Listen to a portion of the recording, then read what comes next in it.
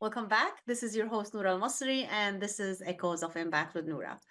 We're back with our guest, Kristin, and she was talking about how she helps men and women. And we had a question before the break. If you don't remember, I'm going to repeat that, guys, so you can, if you just joined, so you can hear the question as well. So, Kristin helped men and women, but mostly women share their voice through their podcast. I was asking her like if there's a difference in between the challenges, what's the most challenge that she finds in her clients that they were hesitant to share their voice, and is it different between men and women or is it the same thing?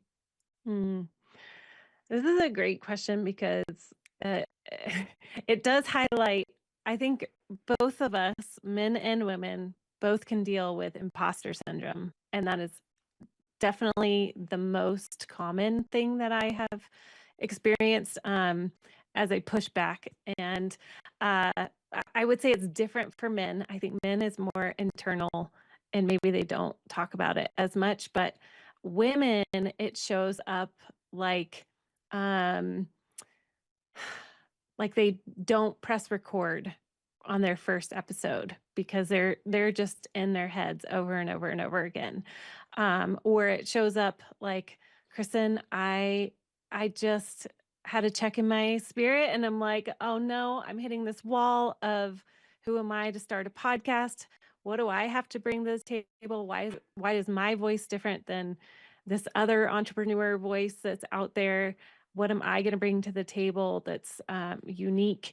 And I think for for me, who has worked as I have worked with other women, that in itself is probably the most intense hurdle that I will run into with my clients. And I love it because it actually makes us think about what we do bring to the table. And so I usually answer that question of who am I to start a podcast with? Yeah, who are you? What is your unique gifting, your unique story, your unique framework, or how you built your business? Because everybody's story is so different. And yours is powerfully positioned to serve somebody that needs to hear it from your lips. So, if I can help somebody unpack that, man, that is a gift because I get to see somebody and their unique DNA and wiring. That's really interesting. And you mentioned like men is internal. So do you mean like they don't share it with you, or what do you mean with that? Yes. Yeah. I have yet to have a male client tell me that they were struggling with imposter syndrome. I think I've interviewed one man who talked about imposter syndrome, and he was very unique in his story. Um, so I would say, yeah, I just don't hear it or they're not as forthcoming. However, knowing a bunch of men in my life, I know imposter syndrome is real. But it's that internal dialogue going on until they're ready to open up about it. Yeah, it's funny when you were talking about imposter syndrome and women do not hit the record button. I had like some people who wanted to start a podcast or YouTube. Like they actually interviewed me, and because we know each other like for a while, and they wanted to have a guest, so I was like, okay, I'm sure. Like I don't say no to an opportunity, and we recorded few episodes. None of that got published, not because of me, but because they never published anything. And they recorded with other people. And I know like some of them like, oh, I don't know where did I save them. I know this is not the case. I know this is just like they are freaking out. They don't want to put it out. That's so common. Yep. Oh, yeah. So yeah, I mean, I would say like, well, just put it out there, or maybe go work with Kristen. Absolutely. Yes. So how does it look like when someone come to work with you?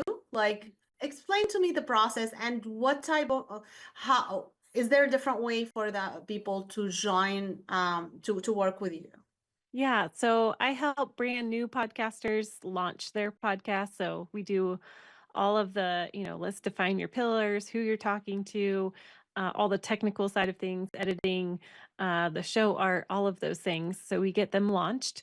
And then we also work with current podcasters through podcast management. So we do editing of shows, writing show notes, publishing, YouTube, all of the things offered in that. And then we also have a podcast membership. So if you are a podcaster and you don't want to experience pod fade, which did you know that it's like 98.2% of podcasters do not make it to 2 years?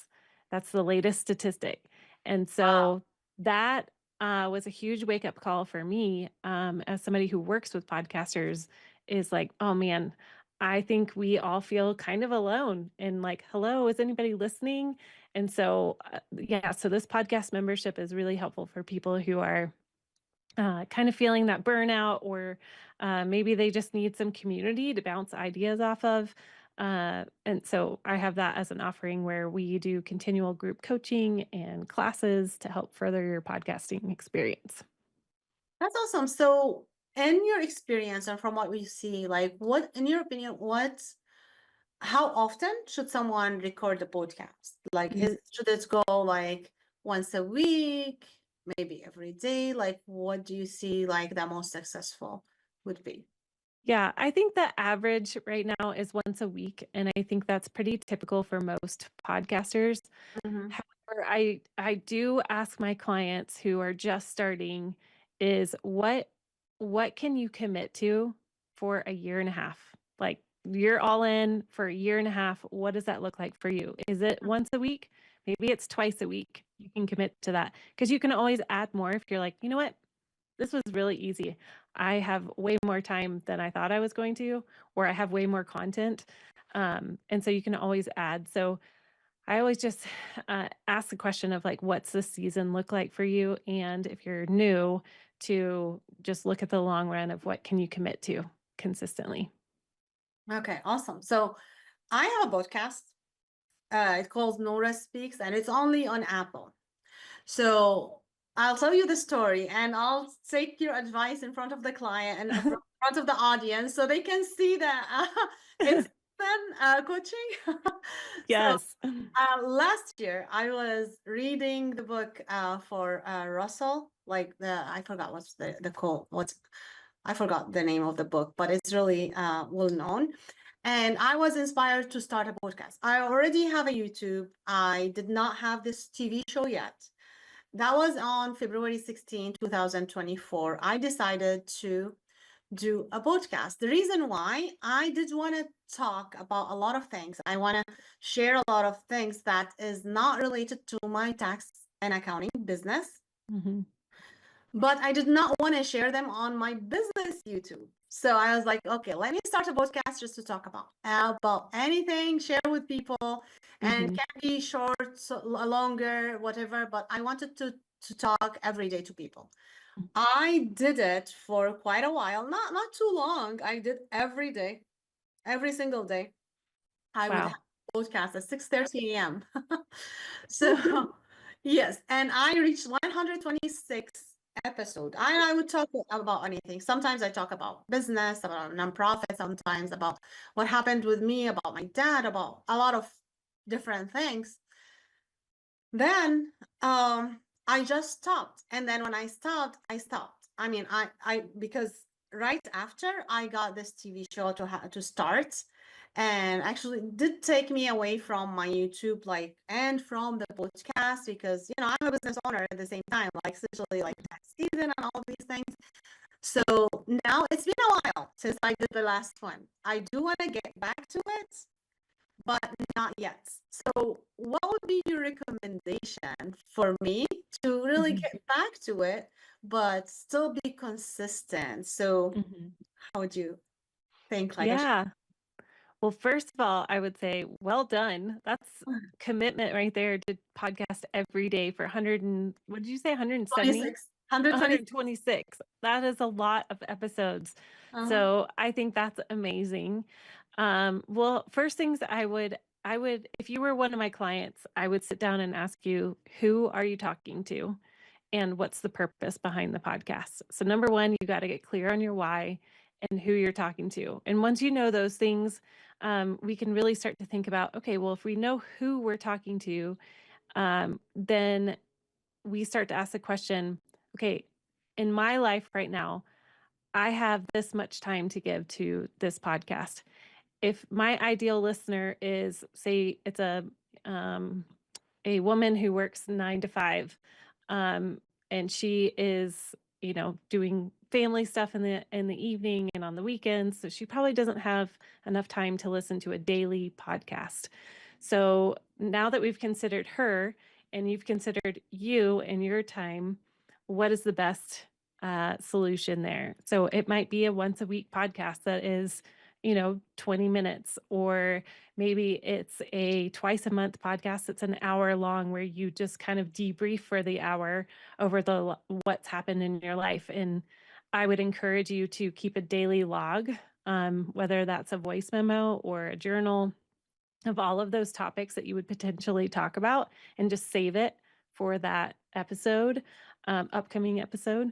So that's probably where I'd begin, is really unpacking who you're talking to, your why, and then getting really clear on a content plan moving forward that serves you and your season of life. And like tax season, you got to think about all of that, and your potential person as well. Love that. Thank you so much for the coaching season with me. And we'll be right back with you after the break. Guys, I'm sure you're getting a lot of value and you get a lot of inspiration from Kristin. I certainly did. And please share this with other people, because you also can listen to the recording or watch the recording on nowmedia.tv. Now we'll be right back after the break. This is Echoes of Impact with Noura. We'll be right back.